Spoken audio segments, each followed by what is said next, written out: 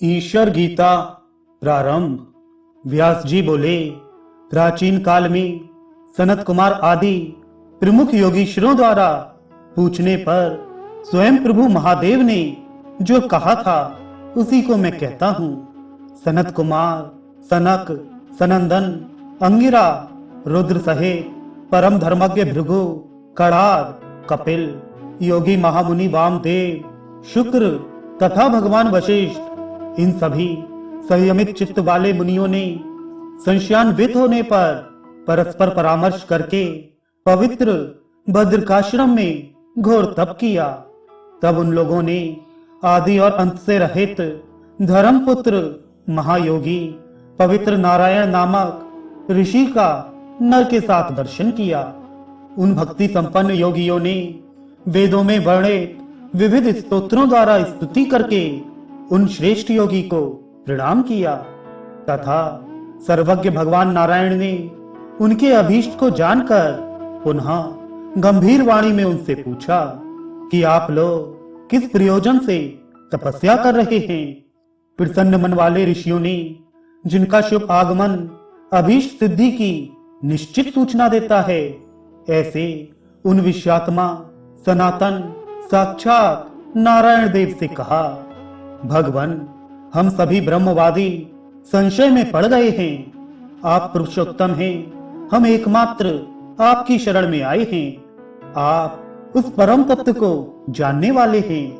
सर्वज्ञ भगवान ऋषि तथा स्वयं साक्षात नारायण अव्यक्त पुराण पुरुष हैं। परमेश्वर आपको छोड़कर अन्य कोई दूसरा जानने वाला नहीं है। हमें सुनने की इच्छा है। आप संपूर्ण संशय को दूर करने में समर्थ हैं। इस संपूर्ण कार्य रूप जगत का कारण क्या है? कौन नित्य गतिशाली रहता है? आत्मा कौन है? मुक्ति क्या है? और संसार की रचना का क्या प्रयोजन है? इस संसार का चलाने वाला शासक कौन है? अथवा सबका दृष्टा कौन है? परात्पर ब्रह्म क्या है? यह सब आप हमें बतलाएं। ऐसा कहे जाने पर मुनियों ने तपस्वी रूप का परित्याग किए हुए अपने तेज द्वारा प्रतिष्ठित प्रकाश मंडल से मंडित वक्ष स्थल में श्री वस्त्र धारण किए हुए तप्त स्वर्ण के समान आभा वाले और हाथों में शंख, चक्र, गदा तथा शांग नाम का धनुष धारण किए हुए लक्ष्मी सहित विमल एवं धृतिमान पुरुषोत्तम देव का दर्शन किया। उस समय उन्हीं के तेज के कारण ऋषि नहीं दिखलाई पड़े। उसी समय चंद्रमा से अंकित मस्तक वाले महादेव महिषर रुद्र प्रसन्नता पूर्वक प्रकट हुए। चंद्रभूषण जगन्नाथ त्रिलोचन का दर्शन कर प्रसन्न मन वाले वे सभी मुनि भक्ति पूर्वक उन परमेश्वर की स्तुति करने लगे। ईश्वर की जय हो, भूतपति महादेव शिव की जय हो। सभी मुनियों के स्वामी तथा तपस्या द्वारा भली भांति प्रपूजित होने वाले आपकी जय हो। सहस्त्र मूर्ति विश्वात्मन संसार रूपी यंत्र के प्रवर्तक और संसार के जन्म, रक्षा और संहार के कारण हे अनंत आपकी जय हो। हजारों चरण वाले ईशान शंभु योगींद्रों द्वारा वंदित अंबिकापति आपकी जय हो। परमेश्वर देव आपको नमस्कार है। इस प्रकार स्तुति किए जाने पर भक्त वत्सल भगवान त्र्यंबक ईश ने ऋषिकेश का आलिंगन कर गंभीर वाणी में कहा, हे अच्युत पुंडरीकाक्ष, ये ब्रह्मवादी मुनीन्द्र किस कारण से इस स्थान पर आए हैं अथवा मुझे क्या करना है? भगवान के वाक्य को सुनकर देवादिदेव जनार्दन देव ने कृपा करने के लिए उद्यत सामने स्थित महादेव से कहा, देव, ये सभी मुनिगण तपस्वी और निष्पाप हैं। ये लोग भली भांति तत्व दर्शन की इच्छा से मेरी शरण में आए हैं। हे भगवान, यदि आप प्रसन्न हैं तो मेरे समीप इन भावनामय मुनियों को वह दिव्य ज्ञान प्रदान करें।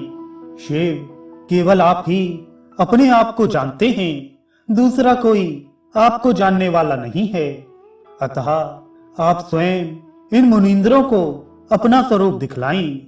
ऐसा कहकर ऋषिकेश ने योग सिद्धियों को दिखाते हुए वृषभध्वज की ओर देखकर श्रेष्ठ मुनियों से कहा, हे मुनिगणों, त्रिशूल धारण करने वाले शंकर महेश के दर्शन से आप लोग अपने आप को कृतार्थ समझें। आप लोग यथार्थ रूप से ज्ञान प्राप्त करने योग्य हैं।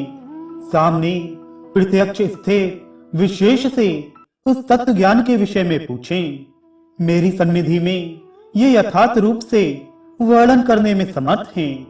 विष्णु का यह वचन सुनकर तथा वृषभध्वज को प्रणाम कर सनत कुमार आदि ऋषियों ने महेश्वर से पूछा।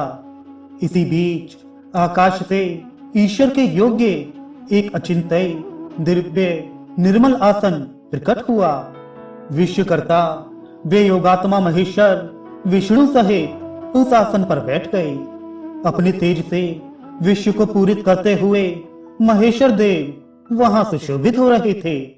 उन ब्रह्मवादियों ने उन प्रकाशमान देवादिदेव शंकर का उस निर्मल आसन पर सुशोभित होते हुए दर्शन किया। योग में स्थित लोग अपनी आत्मा में जिन आत्म स्वरूप ईश्वर का दर्शन करते हैं, उन्हीं अनन्य तेजस्वी शांत स्वरूप शिव को उन ब्रह्मवादियों ने देखा, जिनसे समस्त प्राणियों की उत्पत्ति होती है और जिनमें यह सब विलीन हो जाता है। उन प्राणियों के ईश को ब्रह्मवादियों ने आसन पर विराजमान देखा, जिनके भीतर यह संपूर्ण संसार है और यह जगत जिनसे अभिन्न है। उन परमेश्वर को वासुदेव के साथ आसन पर विराजमान देखा।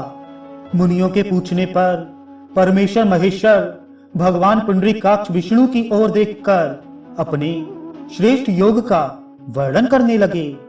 शांत मन वाले अनग मुनियों, आप सभी लोग सुने। मैं ईश्वर के द्वारा कहे गए ज्ञान का वर्णन यथोचित रूप से कर रहा हूं।